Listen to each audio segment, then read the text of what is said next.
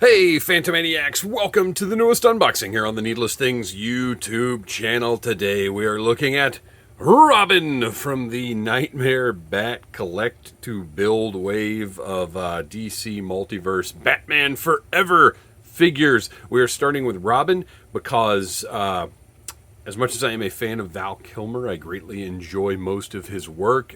His performance as Doc Holliday is one of my favorites of all time.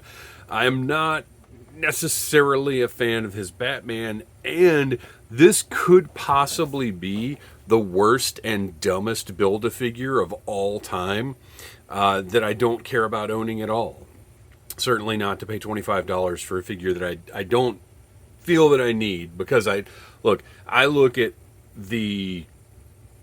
I've already got a Batman. The Clooney Batman will suffice from this world of Batman. So I just don't have any desire for that Batman, and I certainly don't need this big dumb bat that they made the Build-A-Figure. And that's just, if you're going to collect McFarlane stuff, I think, every toy line has its own little weirdnesses, nuances, whatever, that you sort of just have to accept if you're going to buy stuff from that toy line at all. As an example, a Jazzwares AEW line, you're just going to have to deal with the big, giant holes for the pins. So, well, same thing with McFarlane, really.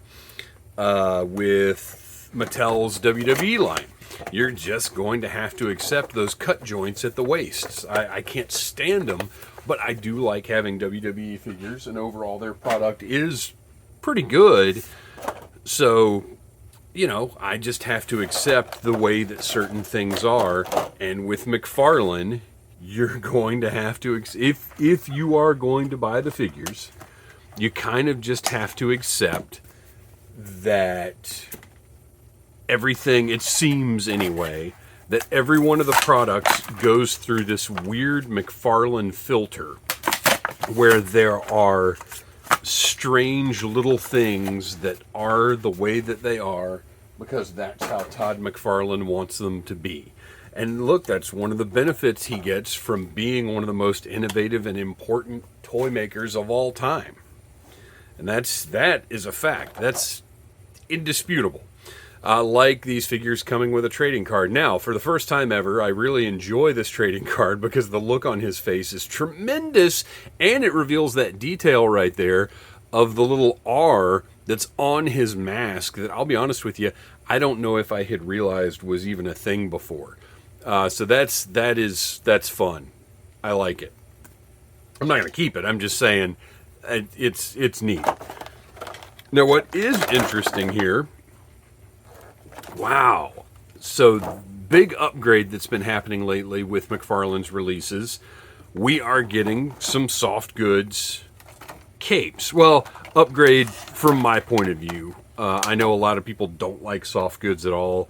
And, look, if they're not done well, then they're a detriment. Then they're not a good thing for the product. But this one looks pretty good to me. But that means it's not going to fit in completely with the Batman and Robin figures that we already have. Well, and also, look, if I'm going to be my nitpickiest self, which McFarlane's products do tend to bring out of me, it's not really accurate because these, all of the capes in the Burton and Schumacher Batman movies have kind of a leathery, like wet look, and are not this fabric-y look. So, purely aesthetic-wise, the plastic capes are better for these figures. But as far as posability, fun, and action, I prefer a good soft goods cape, as long as it is actually good, as long as it's done well. All right. We've got multiple hands, we've got a stand, but let's take a look at Robin. The Chris O'Donnell Robin in the first iteration of his costume. which I'm a fan of. I think Chris O'Donnell was great as Robin.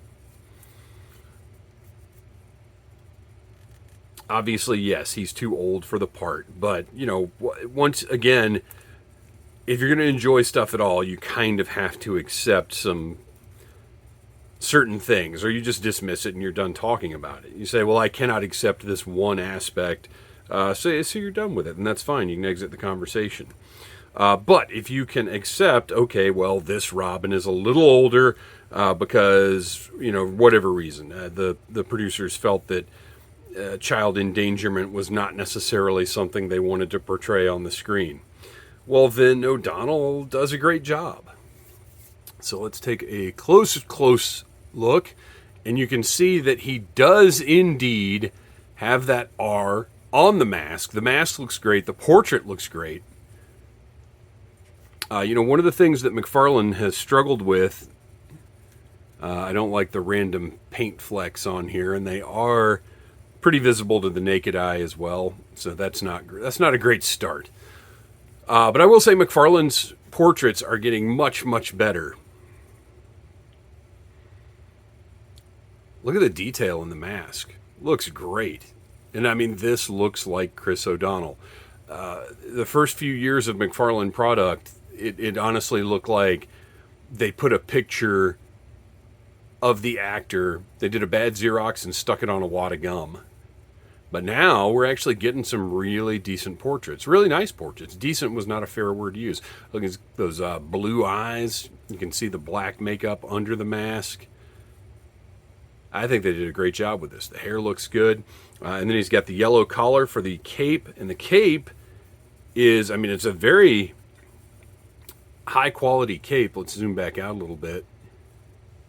It does have a wire in there for posing, which is fantastic and something that I did not expect. I actually didn't even know this was going to be a soft goods cape. My son had to point it out to me.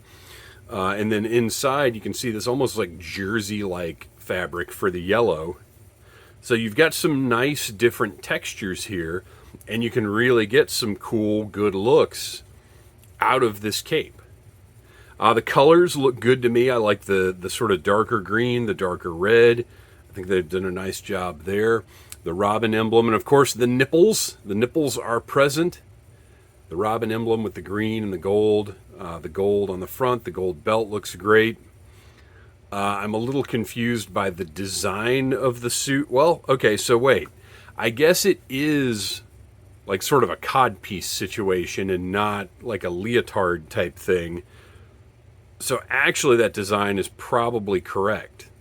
I was thinking the red should go all the way, you know, around, but probably not. I don't think we see Robin's posterior quite as clearly in this one as we do in Batman and Robin. Gloves look great. Again, tons of detail. Really nicely done. And the boots. Like I said, this is one of those things where, you know, much like the AEW line, McFarlane's line just has massive pins, and that's how it is.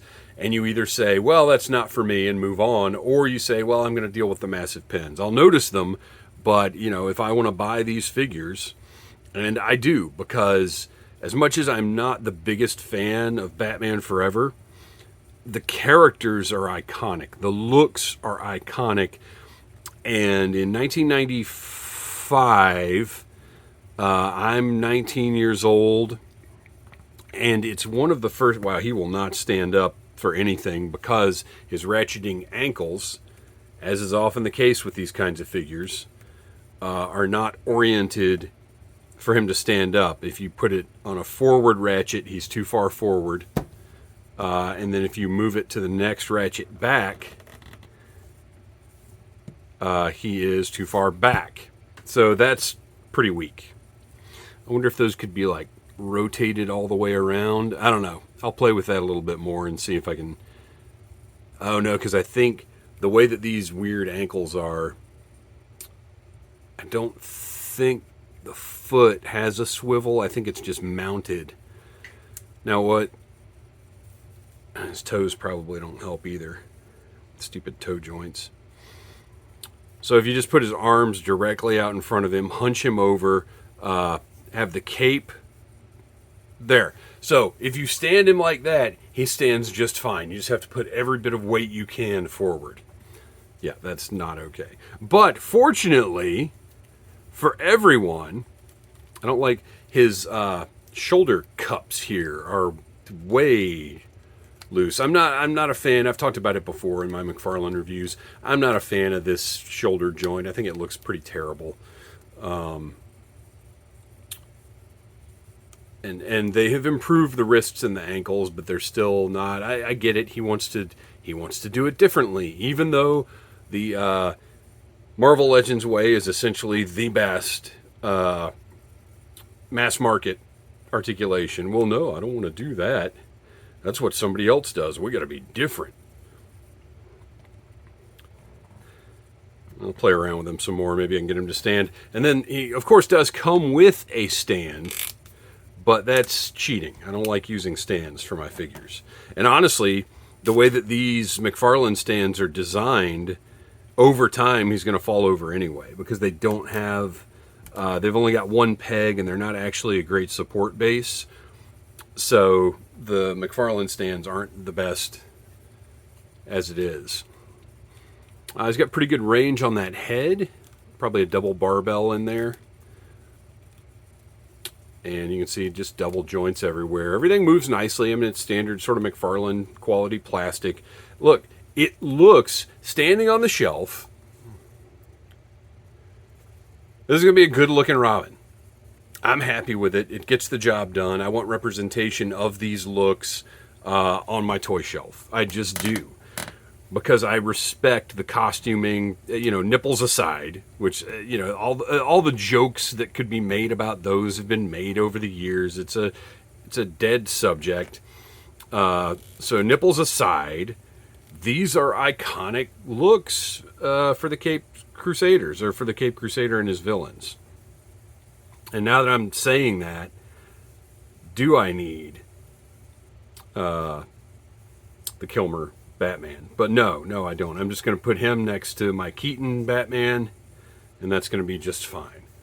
A nice little windswept cape thing going on there. Pretty cool. I like it. Oh, and he also comes with hands. He has got a sort of grasping hand, or reaching hand, reaching out for Batman's hand at the end of the movie.